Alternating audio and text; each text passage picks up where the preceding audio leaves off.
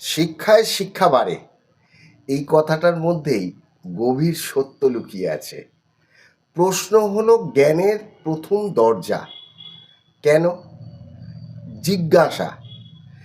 কিছু মানুষ উত্তর খোঁজে আর কিছু মানুষ প্রশ্ন খোঁজে। যারা প্রশ্ন খোঁজে তারাই শেষ পর্যন্ত গভীর এক সন্ধানের দিকে এগিয়ে যায় এবং জ্ঞানের কাছে পৌঁছয়। জ্ঞান কখনো একতরফা হয় না।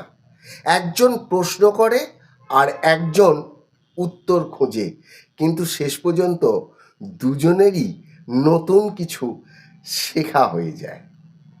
বন্ধুরা, মীন রাশির অধিপতি দেবগুরু বৃহস্পতি। তাই অনেকেই মনে করেন যে মীন রাশির জীবনে সবসময় শুভ, কিন্তু বাস্তব কি তাই? যদি শনি জন্মরাশিতে থাকেন, রাহু একাদশভাবে আর বৃহস্পতি দুর্বল হন, তাহলে কি হবে? আজ জানাবো শাস্ত্র, যুক্তি ও বাস্তব অভিজ্ঞতার এক আলোক। আজ শুধু কি হবে এটা নয়, কেন হবে সেটাও বোঝাবো। নমস্কার, আমি শ্রীবাৎসল শাস্ত্রী। চন্দ্ররাশির ওপর আধারিত করেই এই প্রেডিকশান। আপনারা আপনাদের জন্মকুণ্ডলী বিশ্লেষণ করতে চাইলে এই যে নাম্বারটা দেখছেন, এইখানে আপনারা হোয়াটসঅ্যাপ করতে পারেন। আর সাক্ষাতে যোগাযোগ করতে চাইলে কালী মন্দিরের কাছে প্রতি বুধবার সকাল 11টা থেকে বিকেল 3টে পর্যন্ত আপনারা যোগাযোগ করতে পারেন। এছাড়াও আপনারা শিলিগুড়িতে আমার চেম্বার থাকে, সেখানেও আপনারা যোগাযোগ করতে পারবেন। এইটা হলো আপনাদের হরোস্কোপ। শনি আপনাদের চন্দ্ররাশির ওপর, রাহু আপনার দ্বাদশ ঘরে,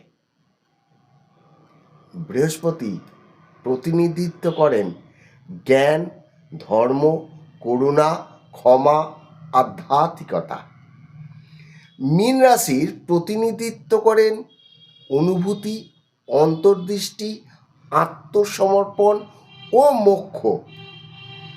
এর মধ্যে মিল কোথায়? কারণ এখানে মিল হলো কি, কালপুরুষের রাশিচক্রের শেষ রাশি। এখানে বহু অভিজ্ঞতার পর পরিণতির দিকে এগোয় সারাটাই। দেখুন, এখানে কালপুরুষের এই রাশি, এখানে মীন রাশি হবে, তাহলে সমস্ত পরে এর মোক্ষ লাভ। প্রথমভাবে বৃহস্পতি মীন রাশিতে। বৃহস্পতি নিজের ঘরের অধিপতি, শক্তিশালী ব্যক্তিত্ব, আধ্যাত্মিকতা, আগ্রহ, আত্মসম্মানবোধ, নিজের পরিচয় তৈরি করা। এখানে বৃহস্পতি বক্রী যদি হয়, তাহলে বাইরের চেয়ে ভেতরের জ্ঞানের উন্নতি বেশি হবে। আবার অস্তাম্মিত হয়ে গেল, এখানে সূর্য রয়েছে, তাহলে জ্ঞানের অহংকারের কারণে ভুল সিদ্ধান্তে নিজের ক্ষতি করে ফেলবে। এখানে শুভ হওয়ার কারণে বৃহস্পতি নিজের জ্ঞান, নীতি ও করুণাকে স্বাধীনভাবে প্রকাশ করতে পারেন। পঞ্চম ভাব কর্কট রাশি। এ দেখুন, 4 লেখা রয়েছে, কর্কট রাশি। বৃহস্পতি এখানে উচ্চস্থ। তাহলে কেন এই সব ভাবগুলির মধ্যে সবচেয়ে সর্বোত্তম ভাব বলে মানা হয় এই পঞ্চম ভাবকে? এখানে চন্দ্রের একটা পাওয়ার থাকে কর্কট রাশিতে, কেন? নিজের ঘর।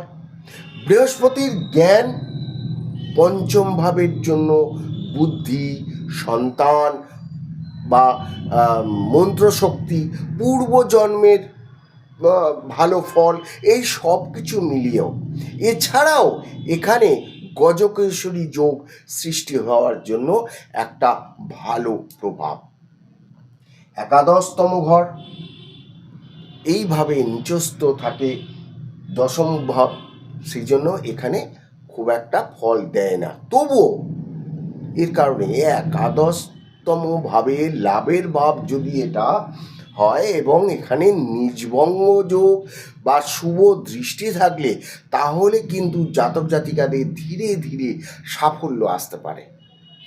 জন্মরাশি মীন রাশিতে শনি আবার 7.5 চলছে, তাহলে কেন এই সময় গুরুত্বপূর্ণ হবে একটু ভেবে দেখুন।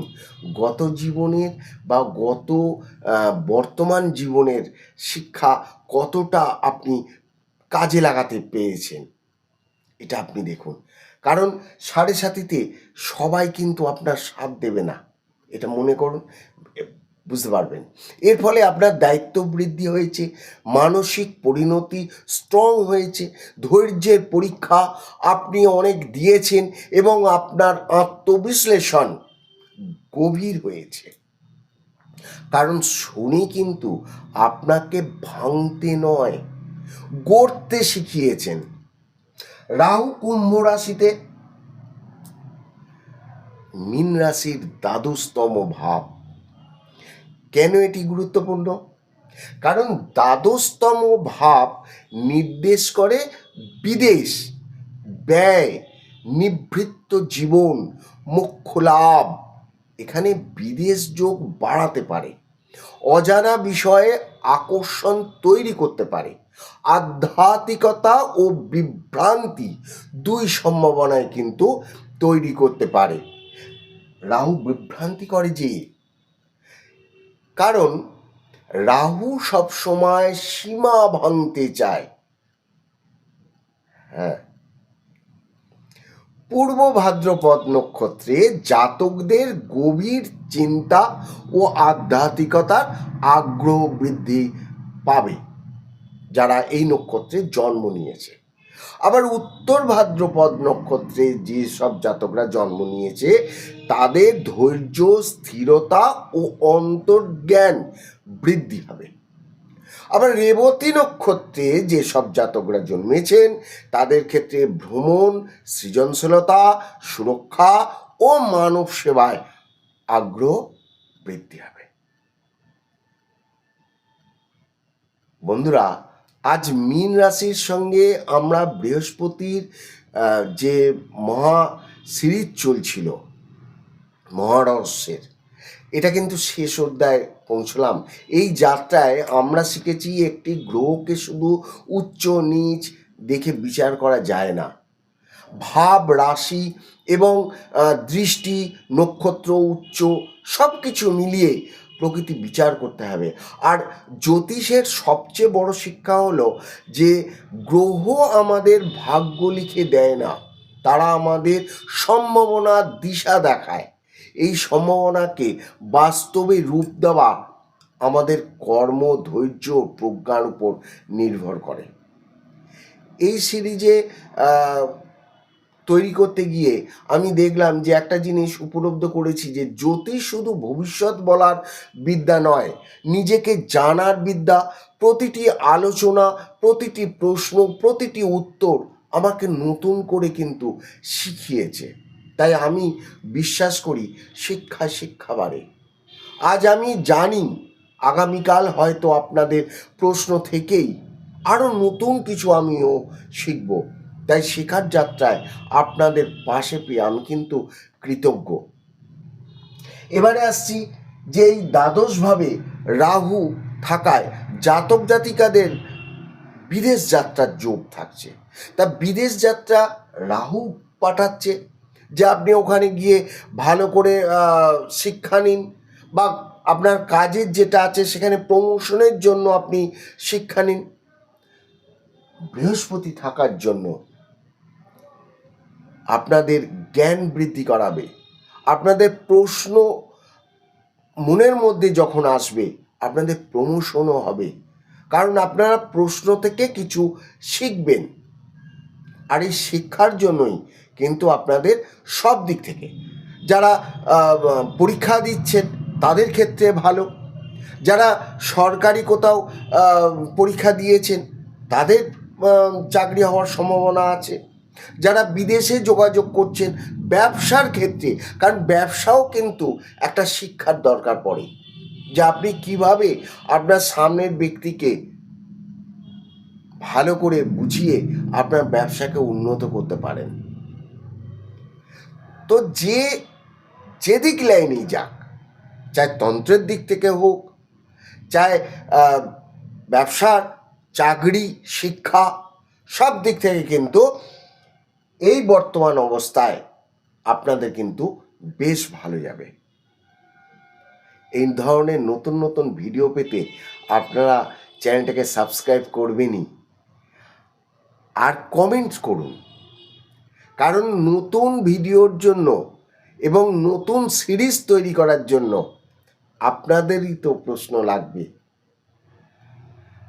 আপনারা শেয়ার করুন আপনার বন্ধু বান্ধবদের, যারা এই চ্যানেল থেকে উপকার পায়। আপনারা লাইক কমেন্টস দিন,